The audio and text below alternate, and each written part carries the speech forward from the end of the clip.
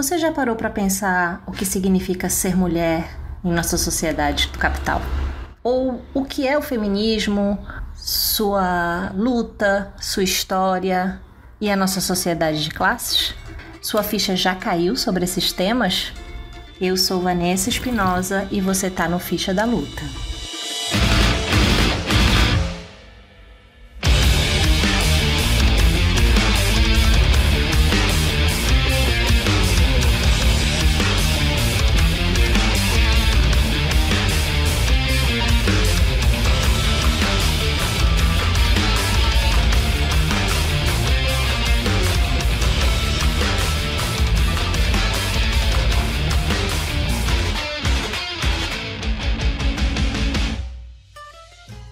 Então, a obra de hoje é A Revolução Ignorada, Liberação da Mulher, Democracia Direta e Pluralismo Radical no Oriente Médio. É uma publicação da Autonomia Literária, que inclusive Núcleo História e Literatura tem um vídeo sinopse de 8 minutinhos, se você quiser dar uma olhada. A gente deixa aqui para você na descrição, que o nosso camarada Vitor fez aí na época um breve resumo por que esse livro é tão interessante. E a Autonomia Literária está com a segunda edição, foi uma segunda edição até rápida, porque a primeira está aqui como o ano de 2016, e em 2017, portanto, que é a edição que eu tenho, temos aí a segunda edição. Bom sinal. É um livro que eu já vou falar para vocês sobre a autoria, porque não dá pra gente fazer assim um grande estudo sobre quem escreve esse livro, porque efetivamente ele foi escrito a muitas mãos. Mas vale dizer que é uma tradução. Paulo Ferraz aqui faz essa tradução, e que essa publicação também tem a parceria, e daí a edição original, que é da Descontrole Editorial. Então, essas duas editoras aí que se uniram para essa publicação. Originalmente, então, ele estava escrito em catalão, e aí o título também bem parecido.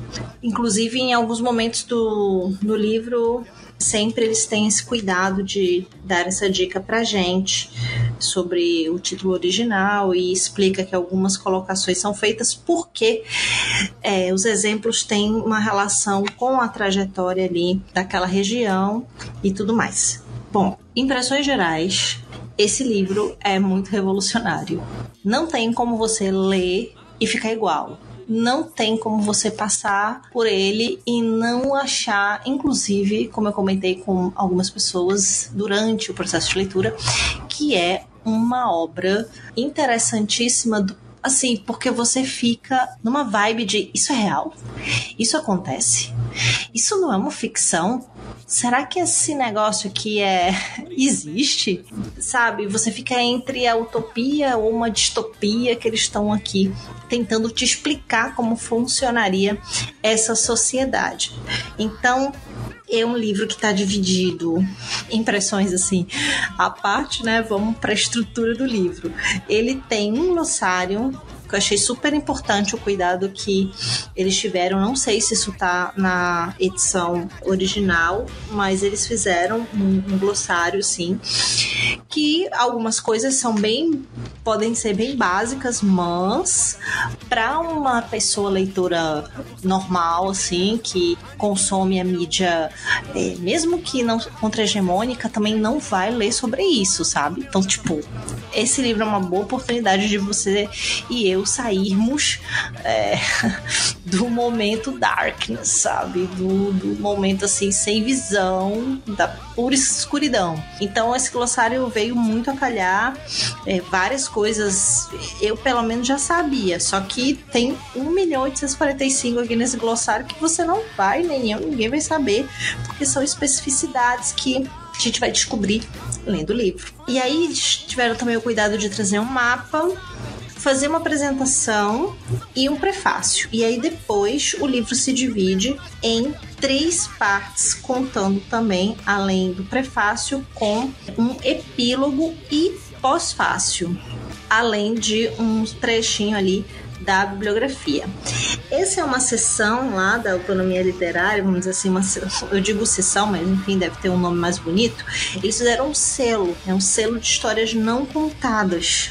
Então, sim, 200% a ver, né? Você se embrenhar nesse selo deles, porque realmente são histórias não contadas. A gente aqui na América Latina e tal, a gente não vai ouvir falar sobre isso de maneira nenhuma, e se ouvirmos vai ter assim 1.845 filtros, tá ligado? Então é melhor realmente a gente conseguir ter algum conhecimento. Palavras-chave, atenção, dessa obra vai ser pensar política, ok, Oriente Médio, islamismo, guerras civis, feminismo e, enfim, um livro que trata de um movimento político real no Oriente Médio, né, como o próprio título já traz. Então, a autoria, a própria autonomia literária, no site, né, fui atrás para ver, enfim, né, quantos, porque realmente parece muita gente que escreveu, mas tem algumas pessoas que assinam, né, de uma maneira direta. Tem Dilar Diric, ou Diric, que inclusive escreve aqui pra gente a apresentação, o prefácio, não, a apresentação, e o David Graeber, que é um antropólogo que faz aqui o prefácio, enfim, e tem outras contribuições, ambos no livro. Fora isso, tem o Comitê de Resistência Curda, que assina alguns desses capítulos. Então, assim, vou só citar essas pessoas, a Dilar e o David. Todos dois são mais acadêmicos, pessoas mais acadêmicas, e eu vou falar para vocês, assim, esse início do prefácio e da apresentação que a Dilar faz é fundamental para você realmente ter uma noção. Você pensa assim, mas para que esse mapa? Mas para que eu vou ler a apresentação? Eu falei, eu vou ler o prefácio. Resumindo, eu voltei para a apresentação e fui já tocada desde ali, porque o negócio é muito interessante e muito sério. E aí, vem com a gente que nós vamos trazer aqui as ideias gerais para ver se você se anima em também, se quiser, entranhar-se pela lógica do Kurdistão em pleno século XXI. Simbora!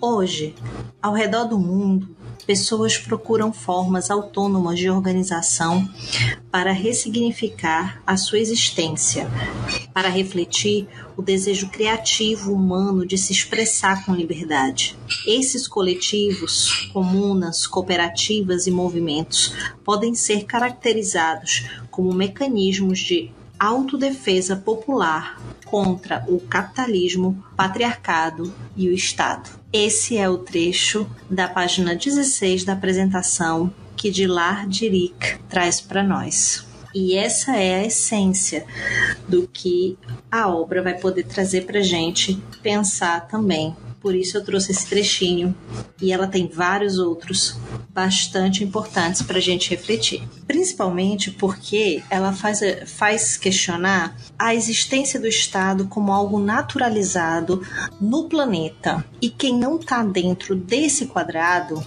é taxado como menos civilizado, menos evoluído, ou que de alguma forma precisa de tutela.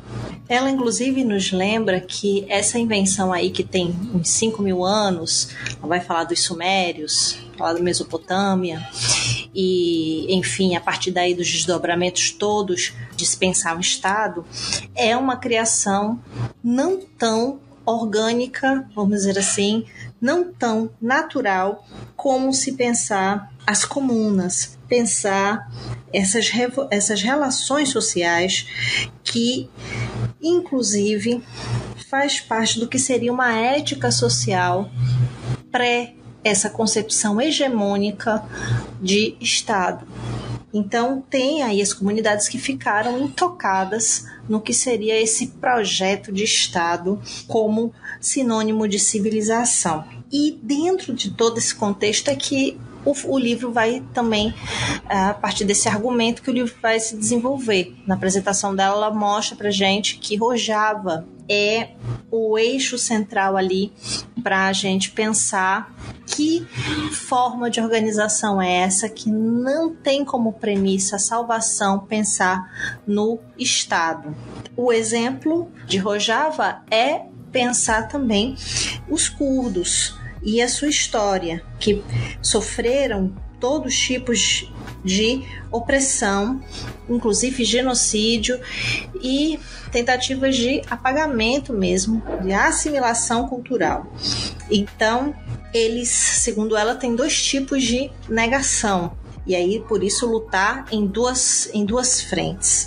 Uma seria a questão que o seu Estado, eles foram negados totalmente e, ao mesmo tempo, o que vocês têm não funciona, não é legitimado e também não há nenhum tipo de mecanismo que traz uma forma de adotar ou de respeitar ali os mecanismos estatais para ter algum tipo de harmonia entre o povo curdo e quem tem uma formação aí política, administrativa, estatal. Bom, então, de uma maneira bem mais orgânica, existem vilarejos curdos que, graças a essa negativa de se adequar a modelos estatais, conseguiram manter uma base social, de justiça e de uma ética dentro do seu perfil comunitário.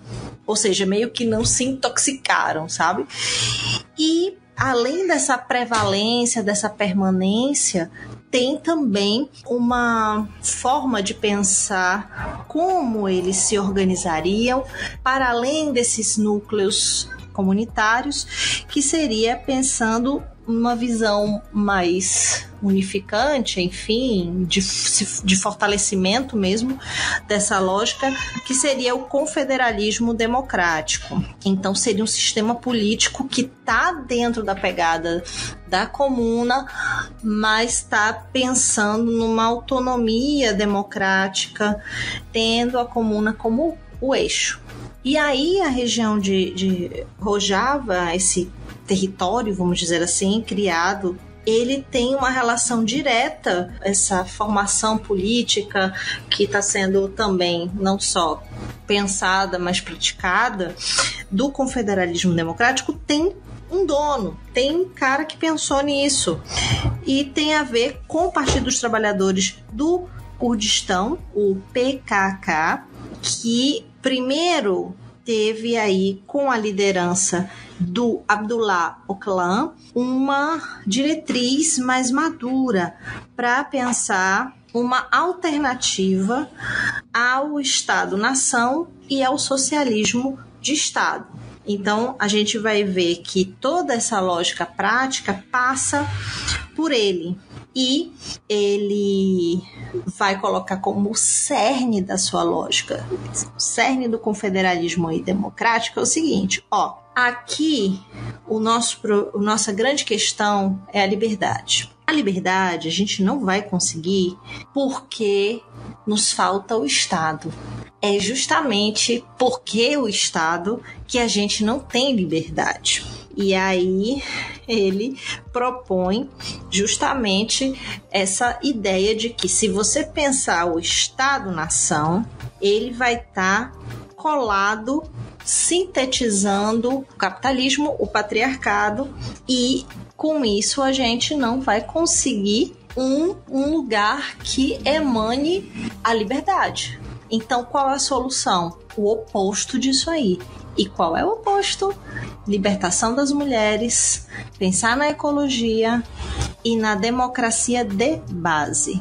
Portanto, abre aspas, o confederalismo democrático é um modelo social, político e econômico de autoadministração de diferentes povos, liderado pelas mulheres e pela juventude. Tenta expressar de forma prática a vontade do povo através de uma visão da democracia como um método em vez de um objetivo.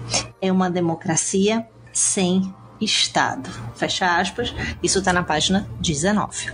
E aí é um negócio revolucionário demais, né? Eles estão querendo que as comunidades, os pequenos grupos, auto-administrem. E ainda que tenha uma gestão um pouco mais macro para problemas maiores, ainda assim não existiria esse grupo se não for também gestado, indicado, amadurecido nas federações, no caso. Então, em Rojava que a gente vai ver esse negócio aí acontecer. E aí, como que funciona? Então, ela faz um resumo aqui de como que funciona, que eu vou tentar contar para vocês. Então, basicamente, o povo se reúne em comunas e vai criar os seus conselhos. Então, é como se você estivesse aí no seu bairro e vocês decidissem quem é, fazem um conselho, todo mundo ali, e vocês decidem quem é o representante. E aí, essa comuna, ela vai resolver um monte de paradas ali. Vai manter o espaço pacífico, vai resolver as questões de segurança, educação, mulher, juventude, tudo. Para tudo isso vai ter que ter, vamos dizer assim, umas pequenas comissões que vão desenrolar todos os aspectos daquele bairro ali para ele se desenvolver. E aí eles decidem ali que tem essa liderança que vai ser a pessoa delegada. E aí vai para os conselhos, que são os conselhos de aldeia. Então, vai para um negócio maior. Bom, então, cada comuna dessa é independente. Tanto é que nela se resolve tudo, né? Justiça, segurança, todas as questões se resolvem ali.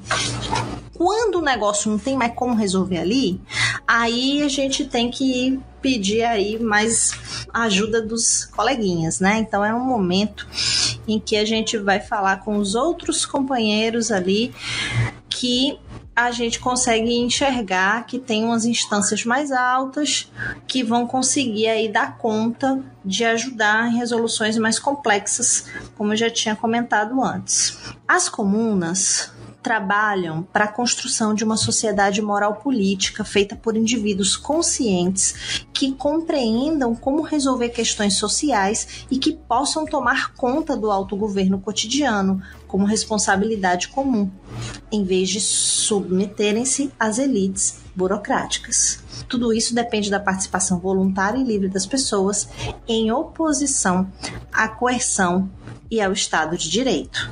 Página 20, você encontra isso lá. E aí tem uns negócios muito massa, assim. Por exemplo, primeiro a ideia é descentralização do poder. Então isso ajuda muito a você não ter aí esses oligopólios e tal, a galera dominando, os pequenos grupos tendo tudo e uma massa não tendo nada. Então quando descentraliza o poder, você tem menos chances dessas coisas acontecerem. Outra coisa interessante é pensar, se é para pensar antipatriarcado, portanto, o que a gente vai fazer? Igualdade entre homens e mulheres também nessas instâncias de poder. E aí, como é que se resolve isso? Por exemplo, somente as mulheres elegem as representantes femininas e o representante masculino já é eleito por todos. As mulheres organizam suas próprias estruturas mais fortes e com maior consciência ideológica, justo porque pensam numa confederação de mulheres, começando já a desenvolver comunas femininas autônomas. Então, o nome dessa lógica, justamente pensando o Calan, aquele cara que eu falei para vocês lá no início, que ele que é o grande pensador e organizador da lógica da Confederação Democrática, ele pensa que isso aí é uma nação democrática. Tem uma sociedade baseada em um contrato social comum e princípios éticos fundamentais como igualdade de gênero está na pauta desse pensamento e dessa prática política. Outra coisa muito interessante, você pode pensar, sim, mas isso aí é um risco, né? Porque se o pessoal começar a ver que funciona, que o povo daquele território é quem decide tudo, que eles estão conscientes, que se não estão conscientes tem toda uma política de base ali, formativa, educação é a essência para pensar essa formação, essa liberdade, essa consciência dos comunas, né? E ainda por cima, cada vez mais entendendo que tem que ser um lugar que as mulheres ocupem em contraponto ao patriarcado, isso é assustador, né? E aí, na apresentação, ela também já dá essa dica, mostrando que preocupa demais, porque o sistema capitalista, ele não quer liberdade, ele não quer a democracia, e muito menos que o Oriente Médio seja livre e democrático, né? Então, esses conflitos de interesse, essa falta de apoio, né, tem muito a ver com esse medo, né, esse temor que a liberdade efetiva proposta aqui poderia dar. Então, não é um modelo querido, divulgado e muito menos apoiado. Isso é importante a gente frisar. Então, já falei para vocês que educação é a base. Eles têm um pensamento, né? Que fiquei pensando várias vezes, mas como é que eles sobrevivem, né? Porque você fica pensando em outros modelos, como Cuba, você fica pensando na China, enfim, nas experiências socialistas, e você fica vendo, né, o que acontece, por exemplo, com Cuba, né? É embargo o tempo todo, enfim, né? Tudo para eles é uma complicação. Eu pensando no desenvolvimento econômico, tá, gente? E aí, aqui também não ia ser tão diferente, né? Então pensei, meu Deus, como eles sobrevivem. E aqui vem um pouco da lógica econômica, uma visão econômica calibrada para criar uma economia socialmente justa, ecológica e feminista que possa sustentar uma população empobrecida, traumatizada e brutalizada. Página 23 você encontra também esse trecho. E lembrando que isso não significa que pensar que a economia deve ser assim seja um mar de rosas para Rojava.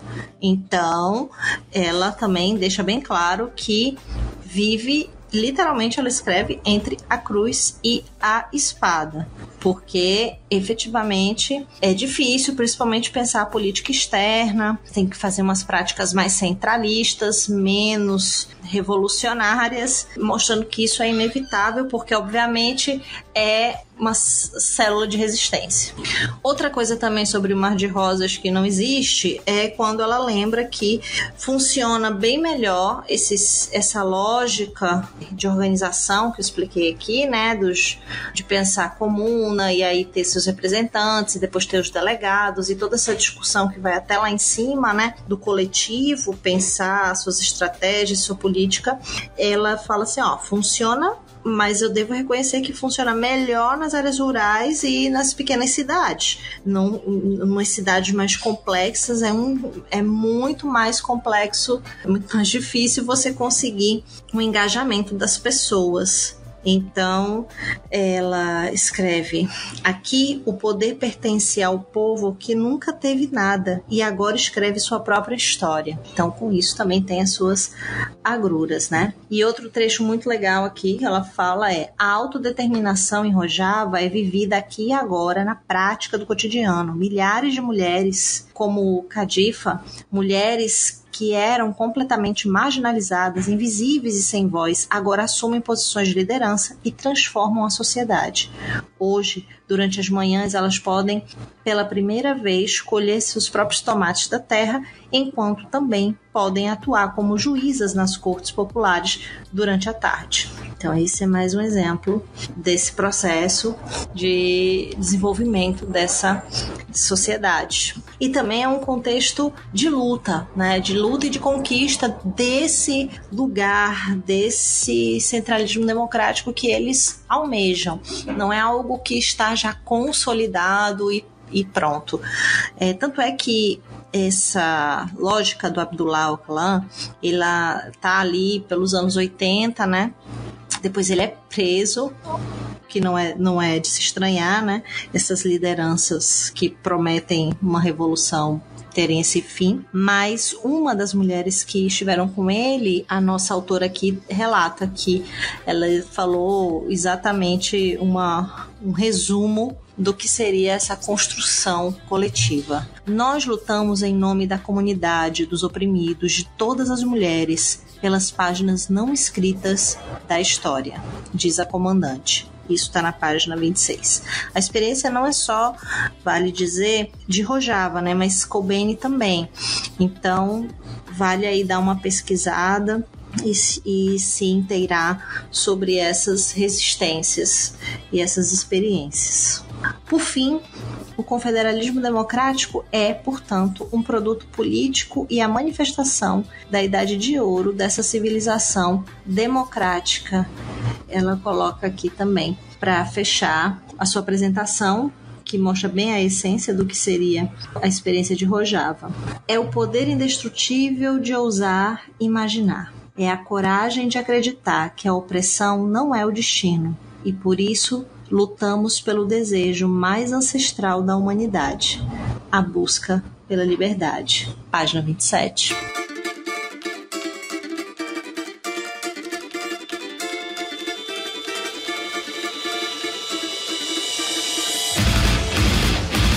Parte 1.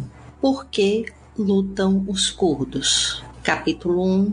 Pinceladas sobre o Kurdistão, assinado por Jordi Vazquez. Esse capítulo é muito importante porque ele dialoga com o mapa que eu já falei que ele ajuda a gente a se localizar, que seria esse território dos curdos. Então, ele vai fazer realmente essa variada forma de a gente olhar por vários ângulos, vamos dizer assim, o Kurdistão. O capítulo é curto, mas ele é repleto de informações importantes e relevantes, desde um apanhado histórico, mostrando para a gente como é que surge e depois como é que se espalha, como é que estar entre 4 estados que ele diz que são os inimigos. Bem interessante essa parte também, mas só para você ter uma noção, que eu acho relevante, a gente ter uma sacada de como que é espacialmente também. O Kurdistão é a maior nação sem estado do mundo, para começar. E também importante a gente deixar claro aqui que o Kurdistão está espalhado entre Turquia, o Irã, Iraque e Síria. Em todos eles não são a maioria, mas em alguns lugares, por exemplo, podem formar parte de 30% da população, como seria na República da Turquia. A língua curda pertence à matriz indo-europeia, mas também está dividida em 4 dialetos. Outra característica importante para você se situar é que aproximadamente 75% da população curda são fiéis muçulmanos sunitas. Mas isso aí não resume eles, né? Então, ele vai mostrando que existem outras minorias, mas eu vou destacar uma que faz parte da lógica principal do povo curdo, que é eles não serem muçulmanos originalmente. Onde tem resquícios da religião original deles, está aqui no yazidismo, que tem uma matriz zoroastrista.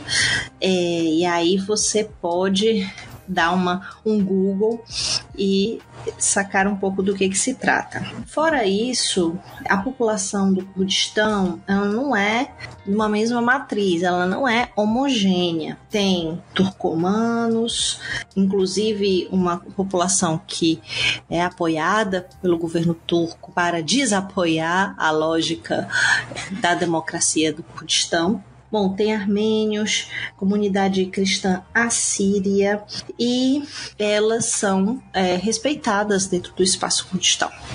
Outra coisa importante é pensar que tem aí uma estrutura social tribal e matriarcal. da sociedade do Kurdistão.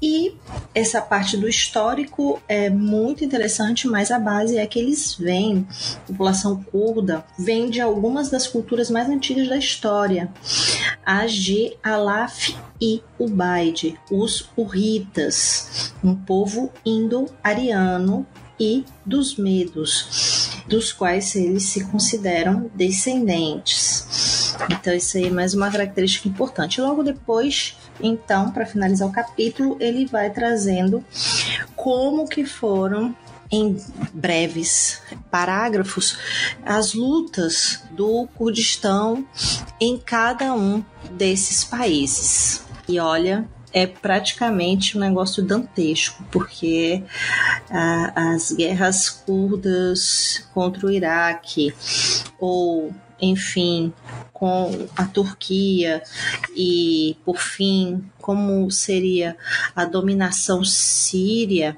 árabe, né, no caso, no Kurdistão, que se relaciona ali com a Síria, que seria, inclusive, ali a parte de Rojava, que é o centro aqui da discussão desse livro, é bastante violenta, e isso não está só no sentido belicoso, está no sentido também de uma colonização nos espaços curdos, em outros casos uma arabização nos espaços curdos, ou então de simplesmente os ignorar, basicamente os extraditar e tirar a cidadania.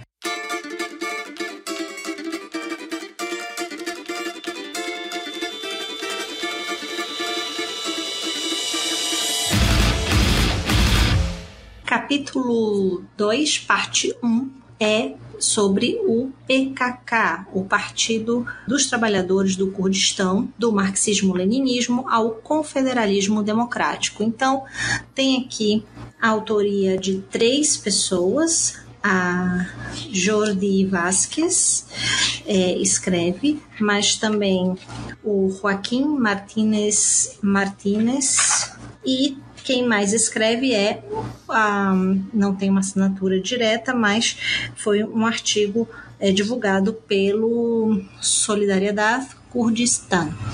E aí a proposta deles é tentar entender esse histórico do partido, justamente porque o PKK, desde a década de 70, tem uma luta intensa, inclusive contra o Estado turco. Começa com a perspectiva marxista-leninista e, segundo os autores, passa por uma autocrítica e resulta num dos mais completos programas revolucionários do nosso tempo, o confederalismo democrático. Isso está lá na página 51. Bom, então a primeira parte, ele é bem curto, esse capítulo, bem curtinho mesmo. Então só os pontos-chave para você entender que esse partido é muito central para a lógica do Kurdistão, para entender como eles se movimentam, tá bom? Então só brevemente para você perceber que eles se forjam ali nos anos 70, primeiro como uma esquerda, uma coisa mais amorfa ainda, mas depois tem esse grupo dos revolucionários do Kurdistão e isso vai evoluindo para a fundação do partido ali no final dos anos 70 do século 20. A lógica aqui é que o texto vai mostrar que tem uma série, sim, uma grande luta armada, lógica de guerrilha, contra próprios curdos que eram subsidiados pelo Estado turco para poder boicotar, né, o Kurdistão e, enfim, toda a sua lógica de funcionamento. E, então, essa articulação, ela vai acontecer entre guerrilhas e, enfim, aglutinação do partido e tal, no decorrer dessas 3 décadas, vamos dizer assim, de 70, 80 e 90. E aí vai chegar um ponto que várias lideranças também foram mortas nesses combates, mas também muitos civis. Então chegou um ponto, ali nos anos 90, que o Estado turco, assim, era uma repressão tão grande, segundo o texto, que era melhor parar com a estratégia de guerrilha, ainda que a luta armada não foi totalmente esgotada, mas teve uma mudança de paradigma aí. Para que a população civil não sofresse mais, era preciso mudar a estratégia. E aí vem a segunda parte, que é essa transformação do partido. Ele vai mostrando a importância dessa guinada, dessa autocrítica que eu falei aqui no início, para a gente pensar como sai do marxismo-leninismo para esse movimento que está baseado, ou querendo pôr em prática, o tal do confederalismo democrático. E aí tem um congresso do partido, em 95, que eles, inclusive, têm várias deliberações, entre elas, abandonam a bandeira da foice do martelo e colocam outras, né, vão pensar em outras formas de falar de si, vamos dizer assim, e de se autodenominar. Então isso já vai mostrando uma forma deles estarem querendo se descolar dessa influência soviética ou da concepção de socialismo nesse movimento aí de libertação curda que eles estavam lutando. E aí as ideias base que vão fazer essa transformação para o confederalismo democrático, e aí a gente tem a liderança dessa sistematização teórica ali com Abdullah Kalam, e a base da inspiração, na verdade, nem é ele, é o Murray Bookchin, que justamente é um intelectual anarquista, ideólogo do municipalismo libertário. Tá aqui na página 55, se você quiser conferir. Esse cara que foi a inspiração para pensar o confederalismo democrático. E essa maturação que está ali, já no final dos anos 90, vai desenvolvendo, na verdade, no início do século XXI, e aí em 2004, entre 2004 e 2005, é que a gente vai ver realmente um amadurecimento maior, e o confederalismo democrático realmente vai ser um ideário. A própria união deles vai estar forjada nessa lógica do confederalismo democrático, ou seja, vai estar bem mais organizado, né? Passado aí, sei lá, vejam lá quanto tempo demorou para amadurecer, né? Uns 7 anos. E aí, como resumo aqui, na página 58, ele diz, abre aspas, em face disso, é proposto um modelo de autogoverno que se constrói sobre a autogestão das comunidades locais e se organiza em conselhos abertos. Os próprios cidadãos são os atores de um governo desse tipo, não as autoridades estatais, nas palavras de Öcalan. Fecha aspas, página 59. E aí vem a parte bombástica, né? Que são as bases, vou dar aqui 3 bases da lógica do confederalismo democrático. Essência é ser anticapitalista, justamente pensando no sistema econômico que é baseado nas necessidades das pessoas, daquela sociedade, e não ter uma relação econômica visando benefícios, e que seja também capaz de proteger o meio ambiente. Aí a importância de se criar o que eles chamam aqui de sociedade ecológica, que é outra base também, segunda base importante. E por último, a libertação da mulher, dado que a luta contra o patriarcado é parte fundamental do programa dos revolucionários curdos. Está lá na página 59, se você quiser dar uma espiada. E aí, abre aspas, o confederalismo democrático do Kurdistão não é um sistema estatal, mas sim um sistema democrático das pessoas sem Estado. Com as mulheres e a juventude na vanguarda, é um sistema no qual todos os setores da sociedade desenvolverão organizações democráticas próprias.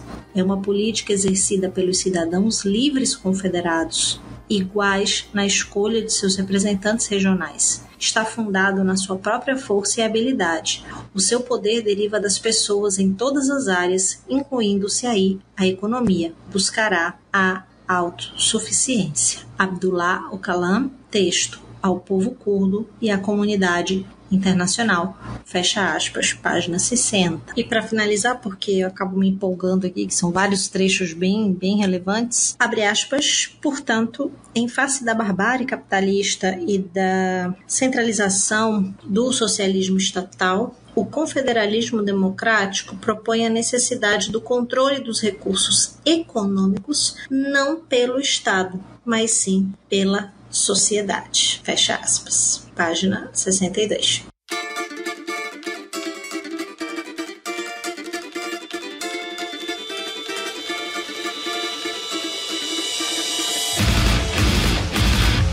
Capítulo 3, da parte 1, é o movimento feminista curdo, assinado pelo Movimento das Mulheres do Kurdistão, inclusive traduzido do catalão para o português. Estava originalmente em curdo. Bom, a proposta desse capítulo é justamente trazer para nós uma história, um histórico desse movimento curdo feminista, como se organizam especialmente politicamente. Então, já começa mostrando que no fim dos anos 80 já teve aqui uma articulação que chamava KJB, que seria o Alto Conselho das Mulheres. E aí, dentro desse Alto Conselho, a base estava, né, no grande inspirador e ideólogo da lógica política do Kurdistão, que é o Abdullah Öcalan. Então, segundo ele, não tinha possibilidade do povo curdo ser livre enquanto as mulheres não forem.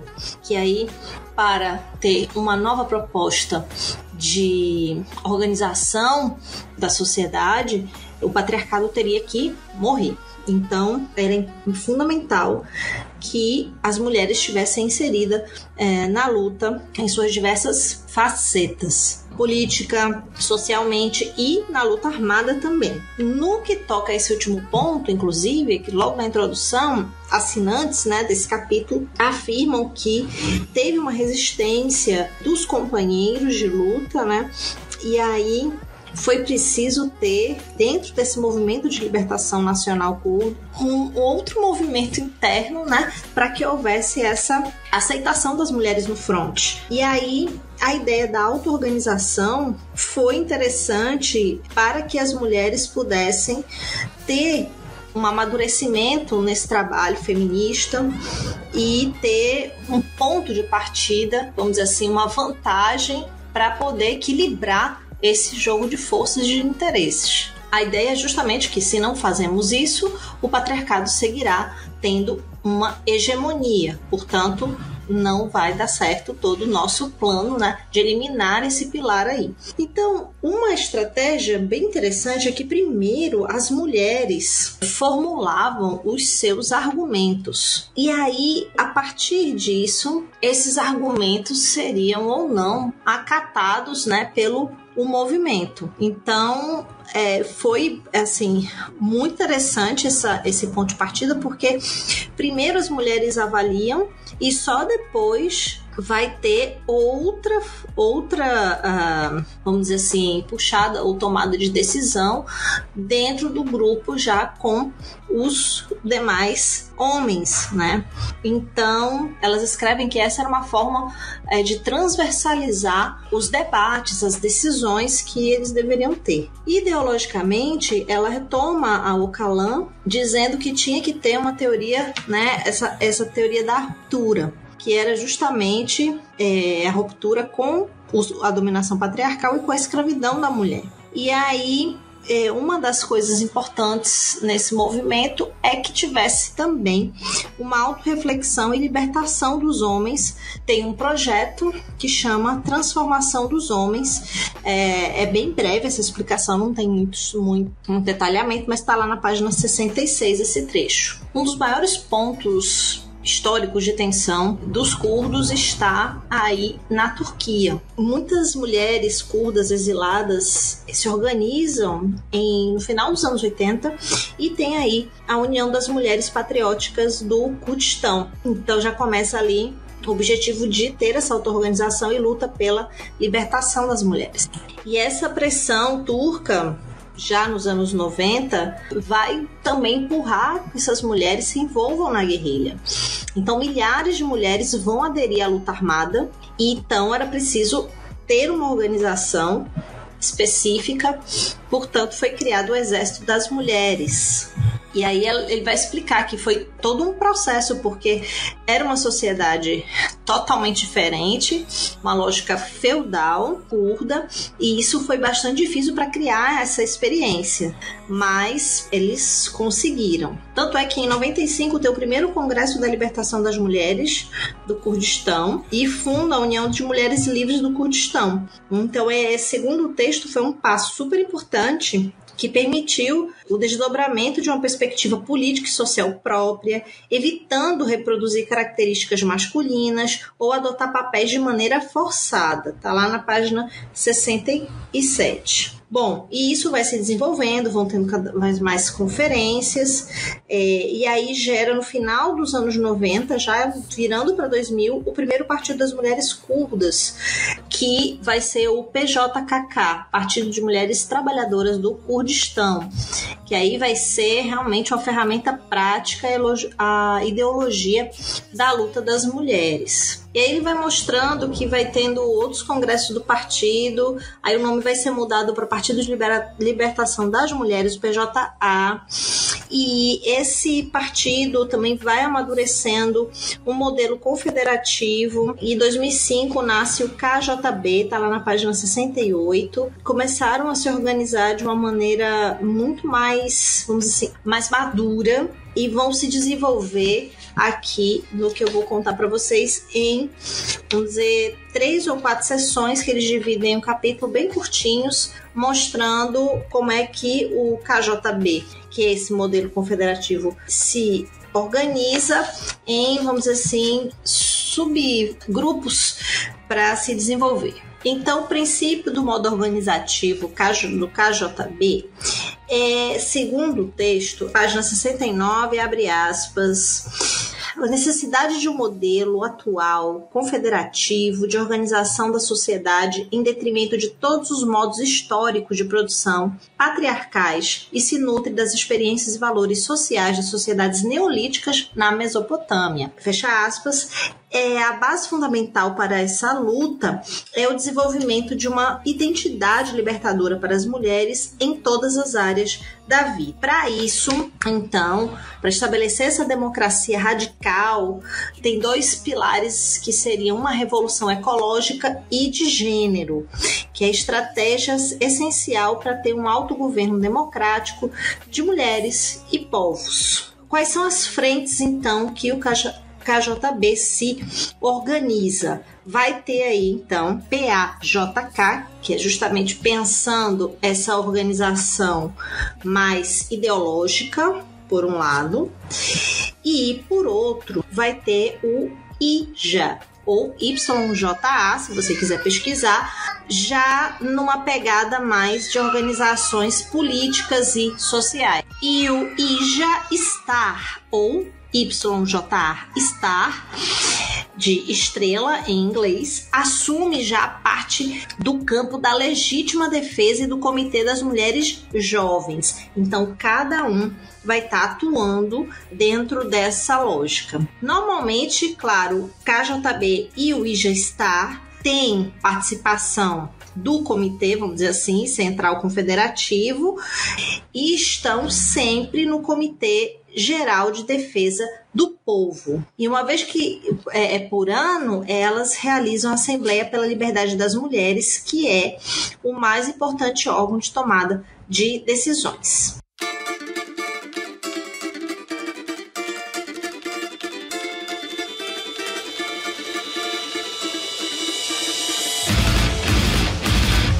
Capítulo 9, da parte 3, A Revolução das Mulheres.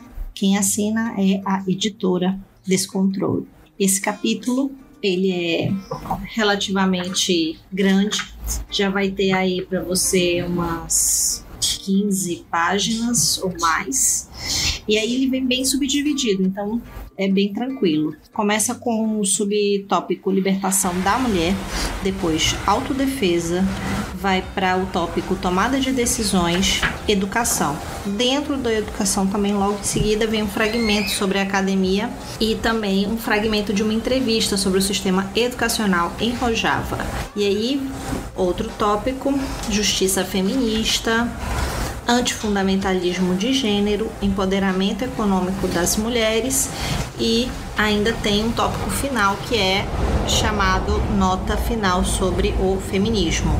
Libertação da mulher. Eles vão começar aqui a discutir um ponto bem legal, e aí junta com o próximo, que é o autodefesa, que eu vou comentar com você. Primeiro, porque o feminismo é um conceito que, segundo a autora aqui, é que está presente em praticamente todas as áreas sociais de Rojava, influenciadas pelo movimento de libertação curdo, que partilha aí da lógica do confederalismo democrático. Então, segundo a base desse capítulo, o feminismo é o que sustenta todo o processo revolucionário dessa região. E a autodefesa vem como mais um caminho, passo, movimento desse ato revolucionário.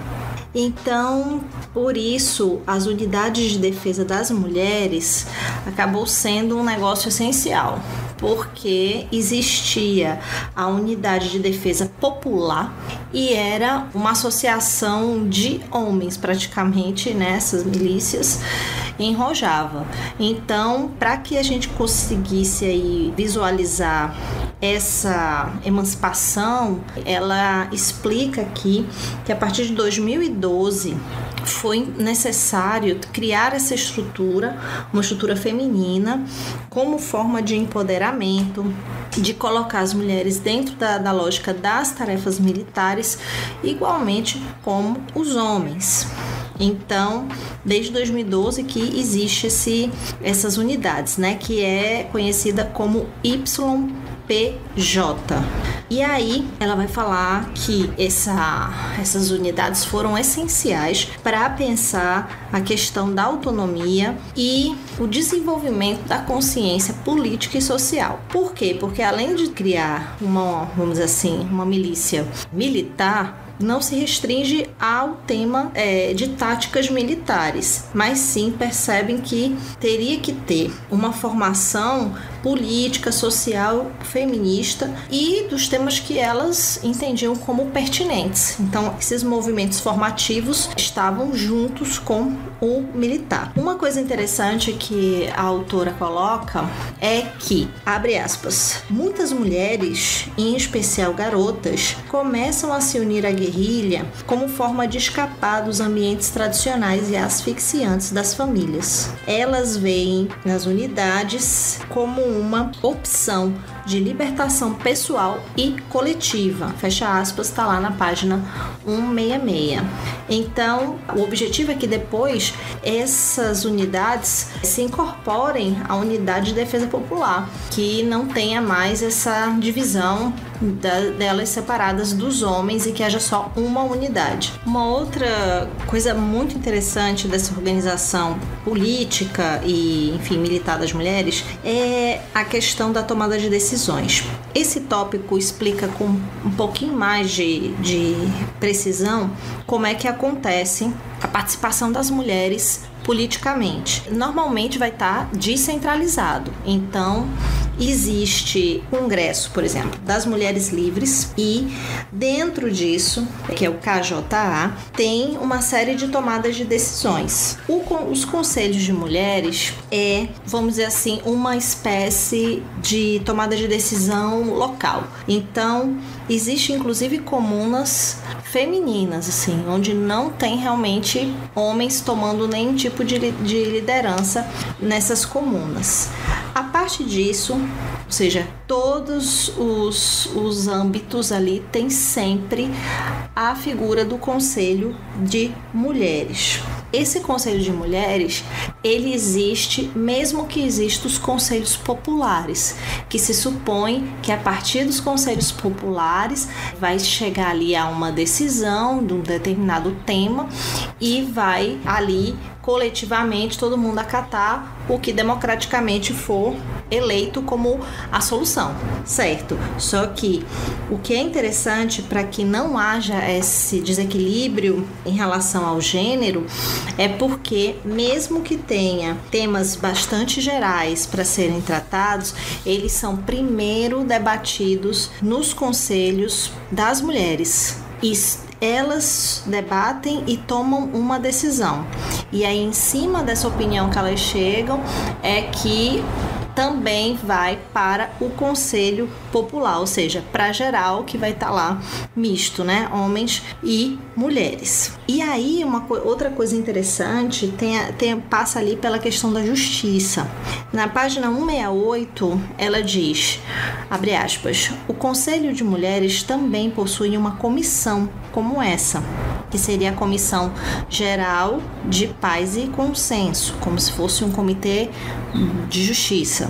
E caso se perceba que a questão envolve mulheres como um conflito de violência doméstica e está em desacordo com o Conselho Popular, o Conselho das Mulheres tem o poder de veto, que é sempre aceito. Assim, se uma questão não pode ser resolvida no nível mais baixo, é levada então para um nível superior, ainda que se procure sempre trabalhar todos os problemas no âmbito local e de forma descentralizada.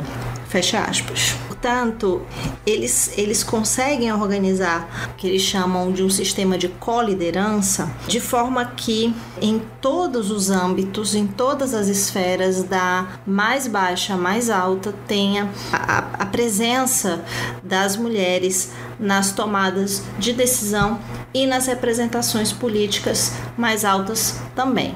Sobre educação, a vinculação aqui é: não tem como se liberar da destruição do patriarcado se não houver educação. Portanto, não adiantaria mudar as condições objetivas sem mudar as condições subjetivas também nessa sociedade. Então, elas focam muito, né, esses conselhos, todos têm uma parte de formação, como já expliquei antes. E outra ação que elas têm são periódicos que criam, fazem um preço X nele e inclusive tem várias línguas que fica justamente trazendo noções, né, sobre feminismo, política e coisas assim, para justamente, né, divulgar essas ideias. Outra coisa interessante que esses conselhos ajudam, né, na instrução dessas mulheres, porque eles estimulam, ou pelo menos tentam sensibilizar, né, que as mulheres, que a educação é uma via e o casamento não é a única via possível. Então, isso também é mais uma coisa interessante desse movimento aí instrucional. E o outro é que entende-se que é importante ter uma educação feminista, mas não só para as mulheres. Portanto, sempre que tem qualquer tipo de formação, ela diz aqui que tem uma introdução na formação de gênero, fazendo aí com que homens e crianças também recebam esse tipo de conhecimento. No que diz respeito ao fragmento que eles trazem sobre a academia que eles têm, ela explica que já foi fundada desde 2012 a Academia de Mulheres, com o propósito de educar os quadros femininos revolucionários, e aí elas juntaram todo esse saber de 3 décadas e fizeram uma sistematização que é o genealogy, justamente pensando também na ideia de genealogia, mas também associado ao grego ginel, algo parecido com ginecologia também, ou seja, algo próprio das mulheres. E essa ciência das mulheres que ela considera uma confluência das experiências acumuladas, né? E a tentativa de superar essa inexistência das mulheres na história. Então, coloca a mulher no centro, inclusive no centro da economia, tentam justamente trazer essa questão da desnaturalização, ou pensar que homem e mulher, ou masculino e feminino é algo biológico, e a masculinidade, a feminilidade é algo que se constrói socialmente. Então, essas discussões são feitas nessa academia. E interessante porque vai acolhendo desde adolescentes até pessoas que já são bisavós. Ainda que seja focado nas mulheres, também acolhem outras pessoas que queiram ser alunos e alunas. Abre aspas. Nosso sonho é que a participação e o desenvolvimento da sociedade por parte das mulheres irão mudar os homens e farão surgir um novo tipo de masculinidade. Fecha aspas. Então a ideia é, está na página 72, criar uma vida igualitária juntos, sem essa supremacia masculina. No que diz respeito ao fragmento da entrevista, com a mesma pessoa, inclusive, que contribuiu com o fragmento anterior, que é a Dorcinha Keefe, ela traz alguns elementos interessantes para eu comentar com você. Primeiro é que as instituições sociais estão pensadas para os homens. Primeira coisa que ela pontua. E aí, a ideia das academias para as mulheres é precisamente para que essa mudança estrutural na sociedade aconteça e somente através da educação elas entendem que essa identidade das mulheres pode ser desenvolvida de maneira satisfatória. Então, outro ponto interessante dessa educação em Rojava é que ela explica que educação não é um status. Isso é a lógica patriarcal que impõe. Portanto, não existe uma forma hierarquizada, por exemplo, por faixa etária ou por qualquer outro tipo de diferenciação na academia. Portanto, a qualificação ela precisa ser compartilhada por todos e todas. Um outro tópico muito interessante é sobre a justiça feminista.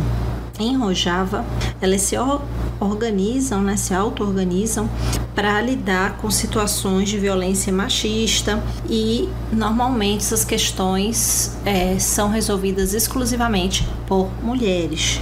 A gestão é totalmente delas e a justificativa é que elas são mais capacitadas para tratar do tema e 2, porque os temas que envolvem as mulheres devem ser resolvidos por mulheres. Outra coisa interessante nessa estrutura da justiça feminista é que são criadas casas de acolhimento das mulheres. Em 2015 já tinha mais de 30 casas e já tinham outras sendo projetadas. Qualquer mulher maior de 15 anos pode ir buscar refúgio e se hospedar o tempo que precisar. Então, é um lugar de espaço mútuo. As mulheres que estão lá se dividem em tarefas, fazem rodízio de proteção do lugar e também tem o trabalho de estudos sobre o feminismo. Outro ponto interessante é que elas têm um papel ativo também quando sabem de situações de violência. Vão até a casa dessas famílias, dessas mulheres que estão sofrendo violência. E o telefone também é outro canal importante que atende várias denúncias, e resolve várias questões também de temas patriarcais e tentam ajudar, a diminuir índices, por exemplo, de suicídio de mulheres agredidas ou mesmo recebem aí os pedidos de socorro. Por fim, socialmente, resulta como rechaçado a violência contra a mulher. Então, começa a ser mal visto socialmente, já vai se estruturando socialmente que a violência não é algo possível. Inclusive, ela comenta que líderes, graças também à influência de Abdullah Öcalan, o teórico que construiu a proposta do confederalismo democrático, líderes homens incorporam também o feminismo em seu discurso e isso ela até comenta que pode ou não ser verdade, mas que já é feito sem nenhum tipo de vergonha ou de vendo isso como algo negativo, muito pelo contrário. O próximo tópico é o antifundamentalismo de gênero. Achei muito impactante, queria entender por que usa o antifundamentalismo de gênero aqui como título. É um trecho bem pequeno, tem 3 parágrafos, mas é só para pontuar que esse feminismo, ele é curdo, é praticado em Rojava, mas ele está para além disso, né? Se você pensa territorialmente, como você pode depois observar no próprio mapa que eles explicam, a região ela cruza, né, essas fronteiras administrativas da Turquia, da Síria e outros países, né, no formato que a gente conhece. Então, aqui o antifundamentalismo de gênero está explicando que há outros grupos, por exemplo, as comunidades árabes e muçulmanas, que se opõem totalmente a esse tipo de educação, ou de justiça, ou de atuação feminina, dado toda uma cultura, né, que existe ali nos princípios religiosos. Então, por exemplo, nas comunidades árabes muçulmanas é muito difícil você ter ali uma conquista ou aproximação das mulheres. Na comunidade assíria, a repercussão já é bem maior. Já participam de seminários organizados pelas curdas e tudo mais. Isso, segundo o texto, vai mostrando que é um feminismo que ele sai dessa tag do curdo, né? E ele se espraia porque, enfim, a identidade, o compartilhamento das mulheres, porque sofrem problemas muito parecidos e lutam para que ocorra uma mudança real, efetiva em toda a sociedade. Então, veja, aqui, como quem viu lá a introdução, sabe que o Kurdistão ele está ali entre vários países no Oriente Médio.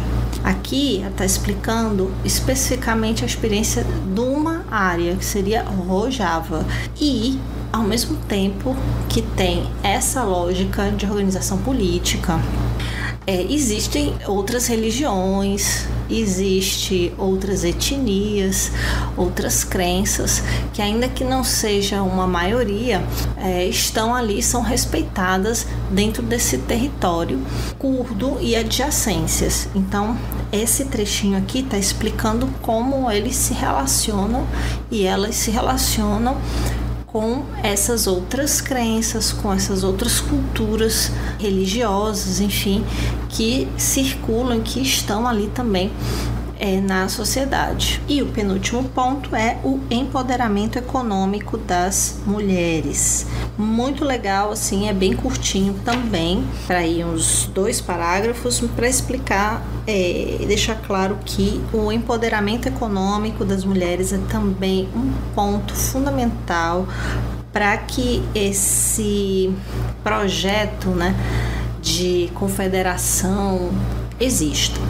Então, as cooperativas de mulheres sempre foi uma prioridade, que elas tenham seus próprios recursos, que possam ser independentes, e isso vai reverberar tanto nas ações dela, na família, no espaço doméstico, como também vai estar diretamente aparecendo, vamos dizer assim, diretamente no meio social, porque na vida pública, cafés, restaurantes, bares, enfim, são tradicionalmente espaços masculinos, e as cooperativas ajudam também, e essas cooperativas, essas mulheres trabalham em diversos campos, ela não explica muito quais são, mas enfim, essa atitude também aumenta essa presença feminina no âmbito público, e isso também faz parte do projeto. Como conclusão, a nota final sobre o feminismo, abre aspas. Apesar do imenso trabalho realizado pelo movimento das mulheres, muitas práticas patriarcais ainda persistem na sociedade de Rojava. É evidente que obter uma mudança nesse aspecto levará muito tempo, e elas mesmas estão conscientes disso. Contudo, não se pode deixar de louvar o grande progresso, o grande exemplo que deram para todos os movimentos de libertação da mulher de todo o mundo. Como resumo, pode-se dizer que as mulheres e a sociedade em geral em Rojava não lutam apenas contra o ISIS, mas também pela libertação da mulher, pela igualdade de gênero e por um projeto de emancipação social. E o fazem com ideais e armas. É o que explica uma das milicianas do YPJ. Não lutamos apenas contra o ISIS, lutamos para mudar a mentalidade e para demonstrar o poder das mulheres em todo o mundo. Nós, da YPJ, estamos em guerra em Rojava por necessidade. Nossas ideias vão além de Rojava. Queremos lutar em escala global. Queremos que o mundo nos conheça por nossas ideias, não por nossas armas. Fecha aspas.